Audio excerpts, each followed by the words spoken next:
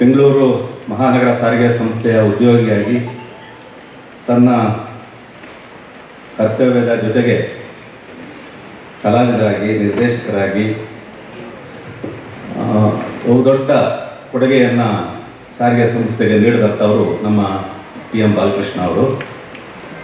ಅವರ ಶ್ರದ್ಧಾಂಜಲಿ ಅಥವಾ ನುಡಿ ನಮನ ಅಂತ ಏನು ನಾವು ಮಾಡ್ತಾ ಇದ್ದೀವಿ, ಅದು ಅತ್ಯಂತ ನೋವಿನ ಸಂದರ್ಭ. ಇದು ಈ ನುಡಿ ನಮನದ PM ಬಾಲಕೃಷ್ಣ ಅವರಿಗೆ ಪುಷ್ಪಾರ್ಚನೆಯನ್ನು ಮಾಡಿ ಅತ್ಯಂತ ಮೌಲಿಕವಾದಂಥ ನುಡಿಗಳನ್ನು ಆಡಿದಂಥ ಶೇಷಾದ್ರಿಪುರಂ ಶಿಕ್ಷಣ ಸಂಸ್ಥೆಯ ಪ್ರಧಾನ ಕಾರ್ಯದರ್ಶಿಗಳಾಗಿ ಸುಮಾರು 26,000 ವಿದ್ಯಾರ್ಥಿಗಳನ್ನು ಹೊಂದಿರತಕ್ಕಂಥ ಶೇಷಾದ್ರಿಪುರಂ ಶಿಕ್ಷಣ ಸಂಸ್ಥೆಗೆ ಒಂದು ಗೌರವವನ್ನು ತಂದುಕೊಟ್ಟಂಥವರು ಸನ್ಮಾನ್ಯ ಶ್ರೀ ಉಡುಪಿ ಕೃಷ್ಣ ಸರ್. ಈಗ ಗಾಂಧಿ ಪ್ರತಿಷ್ಠಾನದ ಅಧ್ಯಕ್ಷರಾಗಿಯೂ ಕೂಡ ಸೇವೆ ಸಲ್ಲಿಸ್ತಾ ಇದ್ದಾರೆ. ನಾವು ಮಹಾತ್ಮ ಗಾಂಧೀಜಿಯವ್ರನ್ನ ನೋಡಿರಲಿಲ್ಲ, ಆದರೆ ಅವರ ವಿಚಾರಧಾರೆಗಳನ್ನು ತಿಳ್ಕೊಂಡಿದ್ದೀವಿ. ಆ ಹಾದಿಯಲ್ಲೇ ಆ ಸಂಸ್ಥೆಯನ್ನು ಮುನ್ನಡೆಸ್ತಾ ಇರ್ತಕ್ಕಂಥವ್ರು ಉಡುಪಿ ಕೃಷ್ಣ ಸರ್ ಅವರು. ಈ ದಿವಂಗತ ನಮ್ಮ ಬಾಲಕೃಷ್ಣ ಅವರು ಬಗ್ಗೆ ಮಾತನಾಡಲಿಕ್ಕೆ ಯಾರನ್ನು ಕರಿಬೇಕು ಅಂದಾಗ ಗಂಗಣ್ಣವ್ರು ಕೇಳಿದಾಗ ನಾನು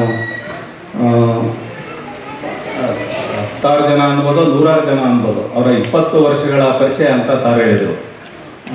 ಭಾಳಷ್ಟು ಜನ ನಮ್ಮ ಕಾರ್ಮಿಕರ ಮಕ್ಕಳಿಗೆ, ಸ್ನೇಹಿತರಿಗೆ, ಕಲಾವಿದರ ಮಕ್ಕಳಿಗೆ ಶೇಷಾದ್ರಿಪುರಂ ಶಿಕ್ಷಣ ಸಂಸ್ಥೆಯಲ್ಲಿ ನಮ್ಮ ಉಡುಪಿ ಕೃಷ್ಣ ಸರ್ ಹತ್ರ ಕರ್ಕೊಂಡೋಗಿ ಸೀಟನ್ನು ಕೊಡಿಸಿ ನಮ್ಮ ಕಾರ್ಮಿಕರ ಮಕ್ಕಳು ಅವರು ವಿದ್ಯೆಯನ್ನು ಮಾಡಲಿಕ್ಕೆ ಸಹಾಯ ಮಾಡಿದಂಥವರು ನಮ್ಮ ಉಡುಪಿ ಸರ್. ಬಾಲಕೃಷ್ಣ ಅವರು ಭಾಳ ಅವ್ರಿಗೆ ಅಚ್ಚುಮೆಚ್ಚು. ಹಾಗಾಗಿ ಅವ್ರನ್ನೇ ಇವತ್ತು ಇಲ್ಲಿ ಕರಿಬೇಕು ಅಂತ ಹೇಳಿ ಕರೆದು ಅತ್ಯಂತ ಭಾಳ ಒಳ್ಳೆಯ ಮಾತುಗಳನ್ನು ಆಡಿದ್ದಾರೆ.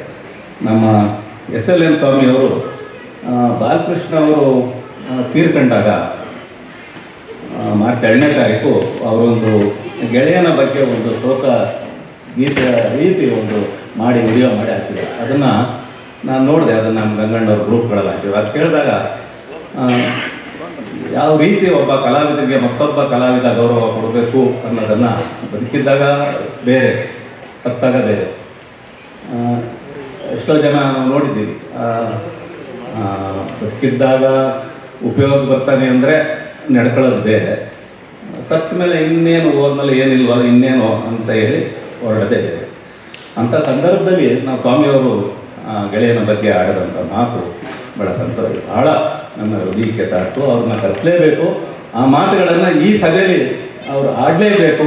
ಅದು ಇನ್ನೊಬ್ಬ ಮನುಷ್ಯನಿಗೆ ಅದು ಸ್ಫೂರ್ತಿ ಆಗುತ್ತೆ. ಅದು ಹೇಗೆ ಒಬ್ಬ ಗೆಳೆಯನ್ನ ಅವನ್ನ ನೆನಿಬೇಕು ಅನ್ನೋದು ಒಂದು ಮುಖ್ಯ ಅಂತ ಸ್ವಾಮಿಯವರು. ನಮ್ಮ ದರ್ಶನ್ ಅವರು ಮಹಾಕಾವ್ಯ ಅಂತ ಒಂದು ಸಿನಿಮಾ ತೆಗೆಯಕ್ಕೆ ಹೋಗಿ ಕೇಳಿದೆ, ಬಾಲಕೃಷ್ಣ ಅವರು ಇವರು ನಾನು ಸಾಹಿತ್ಯ ಪರಿಷತ್ ಕಾರ್ಯದರ್ಶಿಯಾಗಿದ್ದಾಗ ಬನ್ನಿ ಅದು ಸಿನಿಮಾ ನೋಡಿ ಅಂತೇಳಿ ನಮ್ಮ ಬಳಿಗಾರರು ನಮಗೆಲ್ಲ ಕರ್ಕೊಂಡು ಹೋಗಿದ್ರು. ಕೇಳಿದೆ ಏನಂತ, ಏನಿಲ್ಲ ಸರ್, 3 ಕೋಟಿ ರೂಪಾಯಿ ನಷ್ಟ ಆಯಿತು. ತೆಗೆದ್ರು ಪೌರಾಣಿಕ ಹಿನ್ನೆಲೆಯ ಚಿತ್ರವನ್ನು. ಅವರ ದುರಾದೃಷ್ಟ ಕರೋನಾ ಆ ಸಂದರ್ಭಕ್ಕೆ ಬಂತು, ಅದು ಬಿಡುಗಡೆ ಆಗಲೇ ಇಲ್ಲ. ಹೀಗಾಗಿ 3 ಕೋಟಿ ನಷ್ಟವನ್ನು ಅನುಭವಿಸ್ತೇವೆ ಅಂತ ಹೇಳಿ ಅವರ ಬಹಳ ಅತ್ಯಂತ ಆತ್ಮೀಯ ಒಡನಾಡಿಗಳು ದರ್ಶನ್ ಅವರು. ನಮ್ಮ ಆಶಾರಾಣಿಯವರು ಸಾರಿಗೆ ಸಂಸ್ಥೆಯಲ್ಲಿ ಹಿಂದೆ ಉಮಾಶ್ರೀ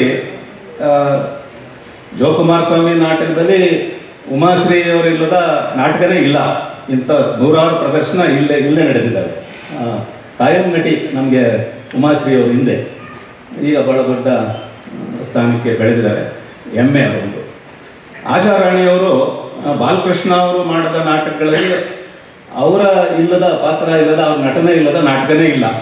ಹಾಗಾಗಿ ಆಶಾರಾಣಿಯವರು ಕೂಡ ಅವರ ಮೇಲಿನ ಒಂದು ಗೌರವದಿಂದ ಬಂದು ಇವತ್ತು ಈ ಸಭೆಯಲ್ಲಿ ಭಾಗವಹಿಸಿದ್ದಾರೆ. ನಮ್ಮ ಕುವೆಂಪು ಪ್ರಕಾಶ್ ಅವರು ಅವರೆಲ್ಲ ಇಲ್ಲಿ ಅನೇಕ ಹಿರಿಯ ಕಲಾವಿದರು, ನಿರ್ದೇಶಕರು ಇಲ್ಲೆಲ್ಲ ತಾವು ಕುಳಿತಿದ್ದೀರಾ. ಸೈಡಲ್ಲಿ ವೇದಿಕೆ ಮೇಲೂ ಕೂಡ ಕುಂಡ್ರಿಸಿದ್ರು. ಅಷ್ಟೊಂದು ಜನ, ಅವರ ಅಭಿನಯ ರೋಮಾಂಚನಕಾರಿಯಾಗಿ ಇತ್ತು. ಯಾವುದೇ ಪಾತ್ರವನ್ನು ಆ ರೀತಿ ತಲ್ಲೀನರಾಗಿ ಅಭಿನಯಿಸ್ತಾ ಇದ್ರು. ಅಂಥ ಒಬ್ಬ ಎತ್ತರವಾದ ದೇಹ, ಕಂಚಿನ ಕಂಠ, ಮತ್ತು ಒಂದು ಅಭಿನಯದ ಬಹಳ